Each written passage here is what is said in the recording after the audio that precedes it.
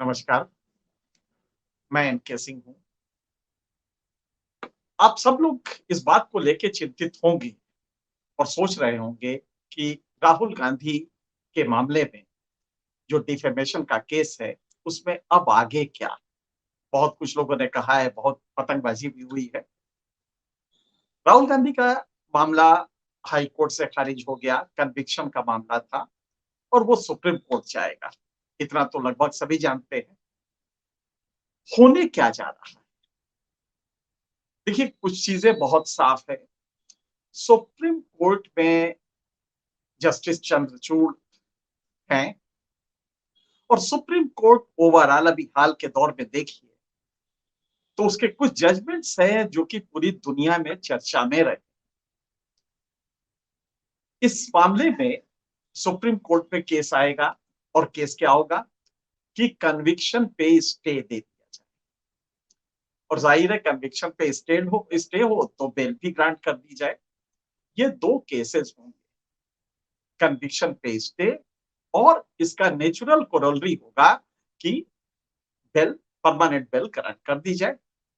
बाकी केस का merit supreme court पे है। सुप्रीम कोर्ट के पास पावर्स है। भारत के संविधान के आर्टिकल 142 में सुप्रीम कोर्ट के पास अपनी शक्ति खुद ही वो डिसाइड करता है, अपनी सीमाएं खुद डिसाइड करता है। निर्बाध शक्तियां हैं और जब जब कभी कॉन्स्टिट्यूशन का मिसकैरेज हुआ है तो सुप्रीम कोर्ट ने अपने उस शक्ति को इन्वोक भी किया है।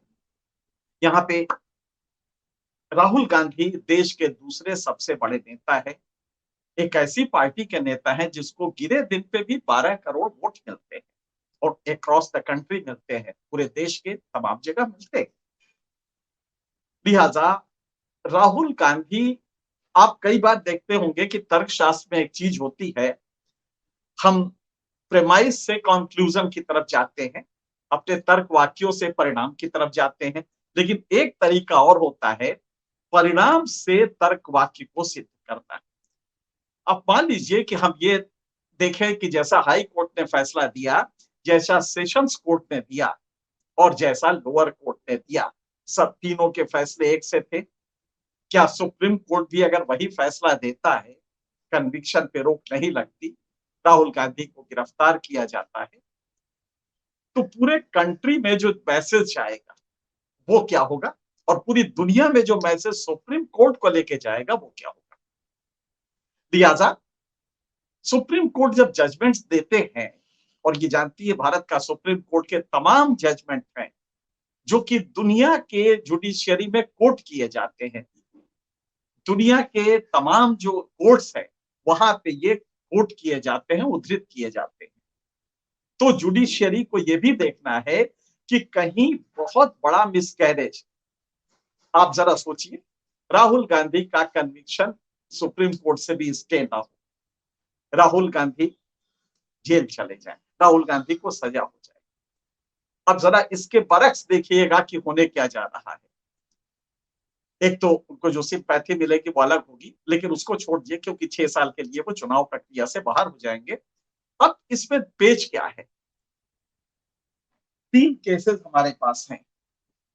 पहला केस है जो बड़ा मशहूर है और वो सबसे बड़ा, कछारिया, ये गुजरात का केस है। नारायण भाई भीखा भाई कछारिया मेंबर पार्लियामेंट थे।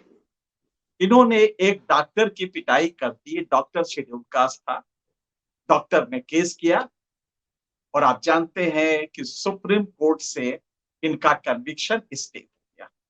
मारपीट की थी, दलित से की थी, डॉक्टर था वो, लेकिन कन्विक्शन स्टे हो गया। अगला केस लीजिए, सिद्धू का केस आपको याद होगा।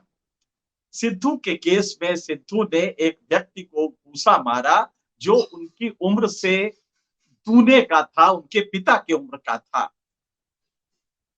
घूसा मारा, वो मर गया वहीं पे, उसी जगह पे मर गया। एक हत्या थी। ऐसे में सिद्धू का कन्विक्शन सुप्रीम कोर्ट ने रोक दिया और जानते हैं कहा क्या कि ये न केवल सिद्धू, क्योंकि सिद्धू ने ये कहा था कि साहब, मैं अमृतसर से मेंबर पार्लियामेंट हूं, कन्विक्शन नहीं रुका तो हमारी सदस्यता भी जाएगी और हम चुनाव जो आने जा रहा है वो नहीं लड़ पाएंगे। सुप्रीम कोर्ट ने कहा कि इनके इस राइट को हम नहीं खत्म कर सकते। दूसरा कहा कि और जनता जिसने इनको चुना है उनके अधिकार से भी हम वंचित करेंगे अगर उनके प्रतिनिधि को हम इस आधार पे कन्विक्शन अगर स्टे नहीं करते हैं तो ये उनके अधिकारों का भी अतिक्रमण होगा जो जनता ने चुन के भेजा है। और बाकी देश की पॉलिटिक्स के लिए भी अच्छा नहीं होगा। जनता का विश्वास जिस पॉलिटिक्स पे है उसके लिए अच्छा नहीं है। 3 बातें बहुत साफ कही थी सुप्रीम कोर्ट ने। सिद्धू ने को कन्विक्शन रुका, सिद्धू चुनाव लड़े और सिद्धू फिर संसद में आए। सिद्धू का केस याद रखिएगा कि उन्होंने मारा था और यही सुप्रीम कोर्ट ने जब सिद्धू को आगे सजा दी थी, उसके बाद जब केस चला और सिद्धू को सजा दी थी तो कहा क्या था? कहा था कि ये व्यक्ति जानता था कि इंडियन क्रिकेटर है, ये इंडिया क्रिकेट टीम का प्लेयर रहा है, इसको अपनी ताकत का अंदाजा था, फिर भी इसने अपने उम्र से दूने बुजुर्ग व्यक्ति को मुक्का मारा, घायल किया। ये सजा देने में कहा था, लेकिन कन्विक्शन नहीं रोका। ये दूसरा केस था। अब तीसरा केस जो सबसे ताजा है, जिसमें केरल हाई कोर्ट ने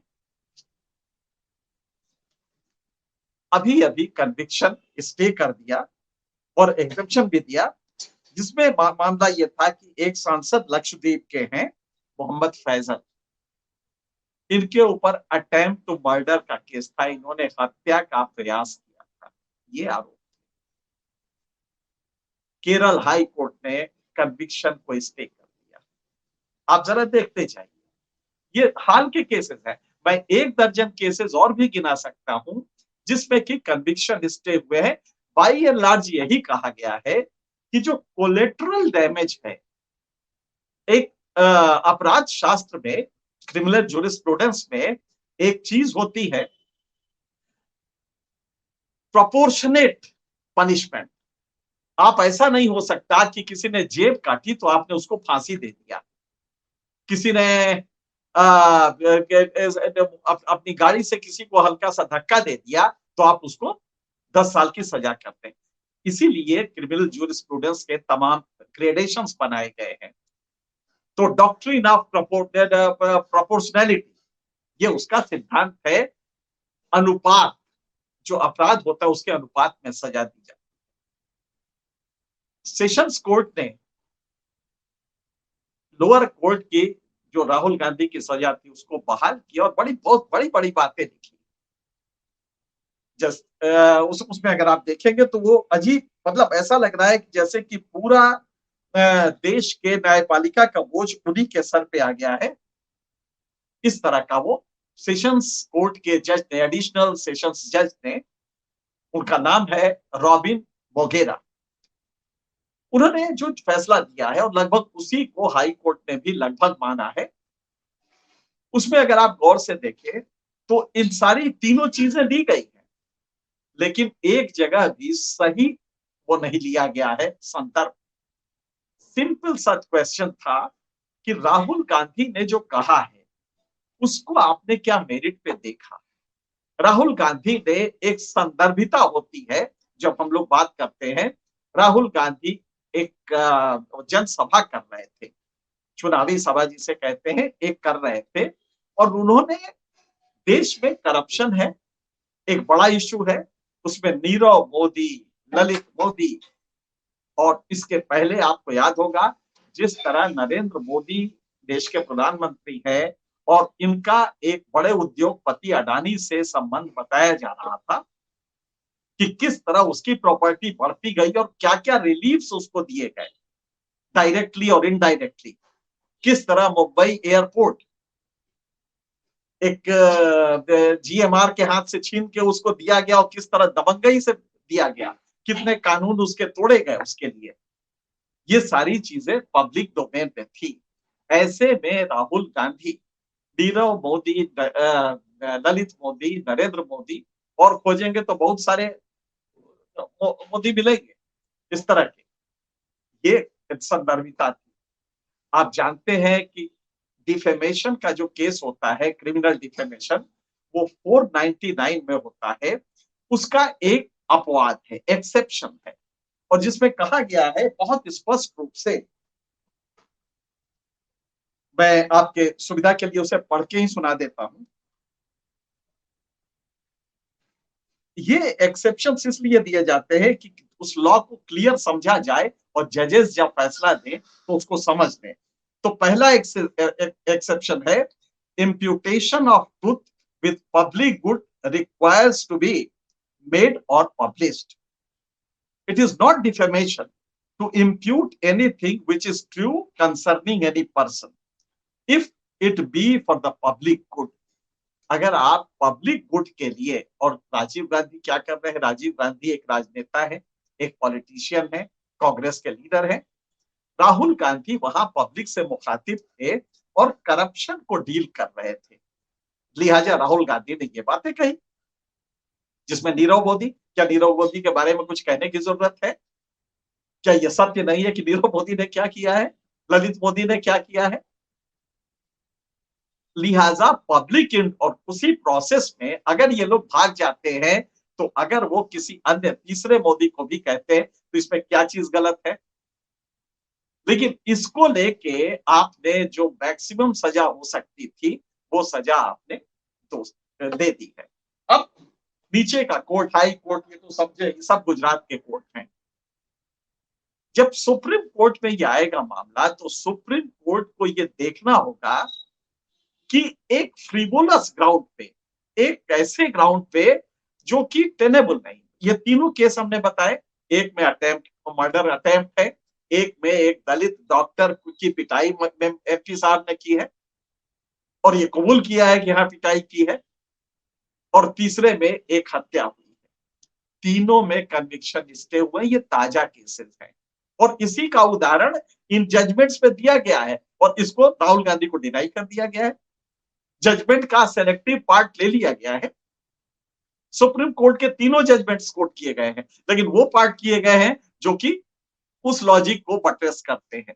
ये नहीं बताया गया कि सुप्रीम कोर्ट ने तीनों में एक चीज कही है कि साहब प्रोपोर्शनैलिटी का डॉक्ट्रिन हमेशा फॉलो होना चाहिए, यानी अगर इससे उसके राइट खत्म हो रहे हैं, अगर इससे वहां वायनाड के जो जनता ने दिए हैं वोट, वो वोट खारिज हो रहा है और जनता डिप्राइव हो रही है अपने प्रतिनिधि से, तो ये उसका भी उसी तरह राहुल गांधी को अगर आप इसमें ये सजा देते हैं तो देश एक अपोजिशन के लीडर से डिप्राइव होगा। आप कॉस्ट देखिए और डॉक्ट्रिन ऑफ प्रोपोर्शनैलिटी देखिए, तो आप बहुत क्लियर समझ जाएंगे कि ये बहुत कुछ गलत हो रहा है और ये सुप्रीम कोर्ट के लिए मजबूरी है, ये बाध्यता है सुप्रीम कोर्ट की कि इन गलतियों को न केवल दुरुस्त करे बल्कि स्ट्रिक्चर दे, इन जजमेंट्स पे स्ट्रिक्चर दे और ये बताए कि कितना विशिएटेड ये जजमेंट्स थे, और न केवल लोअर कोर्ट के, न केवल सेशंस कोर्ट के, न केवल हाई कोर्ट, ये तीनों में जो फैसले हुए हैं वो कितने गलत हैं। ये सुप्रीम कोर्ट के लिए ड्यूटी बन गई है, क्योंकि दुनिया में ये देखा जाएगा कन्विक्शन, और सिर्फ कन्विक्शन नहीं, और इसके साथ ही बेल भी देना होगा कोर्ट, एक परमानेंट बेल भी देना होगा। और अगर जिस तरह से मिसकैरेज ऑफ जस्टिस हो रहा है, इसको देखते हुए सुप्रीम कोर्ट अगर ये केस सीधा अपने पास ले ले और इसका मेरिट खुद डिसाइड करे, तो मुझे लगता है ये ज्यादा जस्टिस के नजदीक होगा। और सुप्रीम कोर्ट की ये करना उसकी गरिमा के लिए जरूरी है, क्योंकि जो तीनों कोर्ट्स पे 3 टियर सिस्टम जो हमारा स्टेट तक है कि लोअर कोर्ट, सेशंस और हाई कोर्ट, इन तीनों में जो क्वालिटी जजमेंट की है ये बहुत दूषित रही है, बहुत ही अनस्तरीय रही है, जिसको कहते हैं कि गैर स्तरीय रही है। लिहाजा सुप्रीम कोर्ट अगर गरिमा को, जुडिशियल सिस्टम में विश्वास को बढ़ाना होगा, बहाल करना होगा, तो ये जरूरी है कि वो न केवल कन्विक्शन पे स्टे दे बल्कि बेल को परमानेंट कर दे, और अगर उचित हो तो ये केस वो खुद सुने, खुद उसका हाई कोर्ट में वेट करने की जगह वो ये मंगवा ले केस, क्योंकि जो स्थितियां हैं उसमें देख के लग रहा है कि जस्टिस के लिए ये जरूरी है कि सुप्रीम कोर्ट इसको सीधे मंगवा ले और ये खुद इसका वो करे, इसका फैसला करे। लेकिन एक बात साफ है कि राहुल गांधी को के कन्विक्शन को स्टे करना, राहुल गांधी को बेल देना, ये दो चीजें सुप्रीम कोर्ट को न केवल पूरे दुनिया में भारत की जुडिशियरी की गरिमा को बनाने के लिए बेहद जरूरी हो गया है। मुझे लगता है कि आप समझ गए होंगे, क्योंकि बहुत ही स्पष्ट है 499 में अगर ये राहुल गांधी को कन्विक्शन में स्टे नहीं मिला तो दुनिया में पॉलिटिकल डिस्कोर्स खत्म हो जाएगा। अभी 2 दिन पहले आपने देखा कि मोदी ने देश के प्रधानमंत्री है और उनका सेंटेंस था, जो डर गया वो मोदी नहीं। इसके पहले कहा था मोदी जो वादा करता है वो निभाता है, ये मोदी का वादा है। और इसी के संदर्भ में उन्होंने कहा कि छत्तीसगढ़ तो एटीएम है कांग्रेस का। जाहिर है छत्तीसगढ़ सरकार, क्या ये कंटेम्प्ट नहीं है, डिफेमेशन नहीं है? क्या ये वहां की सरकार के तमाम लोग जो बैठे हैं सरकार में उनके लिए नहीं है? अगर आप किसी सरकार को भ्रष्ट कह रहे हैं, छत्तीसगढ़ सरकार को, राजस्थान सरकार को जो कांग्रेस की है, अगर आप भ्रष्ट कह रहे हैं तो आप पूरे अमला को कह रहे हैं, जो उस राज्य के हजारों लाखों एम्प्लॉइज हैं, आप उनकी गरिमा को चैलेंज कर रहे हैं। उनके अगर करप्ट सिस्टम कह रहे हैं तो क्या ये नहीं होना चाहिए? तब तो पॉलिटिकल डिस्कोर्स ही नहीं रहेगा। अगर हम इसको ब्लॉक करने लगे, क्यों मोदी किसी को किसी राज्य को कहते हैं वहां करप्शन का बोलबाला है, तेलंगाना में भी करप्शन बताते हैं। तो अगर करप्शन कहते हैं तो वहां राज्य की जनता को का अपमान है, और वो भी एक ग्रुप है। वहां की सरकार का अपमान है, वहां के पॉलिटिकल सिस्टम का अपमान है, वहां के जो पॉलिटिकल क्लास है उसका अपमान है, खास करके जो सत्ता में बैठे हैं चीफ मिनिस्टर का अपमान है। तो क्यों ना इसको लेके भी ये कहा जाए कि साहब ये डिफेमेशन है, ये मानहानि है। आपके पास कौन सा प्रूफ है? आप एक प्रूफ दिखा दीजिए कि छत्तीसगढ़ में एटीएम है कांग्रेस का। आप प्रधानमंत्री है, आपको पता होना चाहिए, लेकिन वो नहीं है। इससे ये पूरा पॉलिटिकल डिस्कोर्स ही रुक जाएगा। तो मैं जो बात आपको कहना चाहता हूं कि अगर इस पे एक गलत जजमेंट लगातार हुए हैं गुजरात में, इसको तत्काल नहीं रोका गया तो दुनिया में भारत के प्रजातंत्र को लेके एक बड़ा शक पैदा हो जाएगा कि क्या वाकई यहाँ पे प्रजातंत्र है भी। लिहाजा प्रजातंत्र की गरिमा के लिए, सुप्रीम कोर्ट की अपनी गरिमा के लिए और डेमोक्रेसी को चलने देने के लिए ये सुप्रीम कोर्ट की मजबूरी है कि वो इमीडिएटली इसमें इंटरवीन करे पॉजिटिवली। ये सबसे बड़ी जरूरत है। फिलहाल इतना ही, किसी और मुद्दे पे फिर आपसे मुखातिब होंगे। तब तक के लिए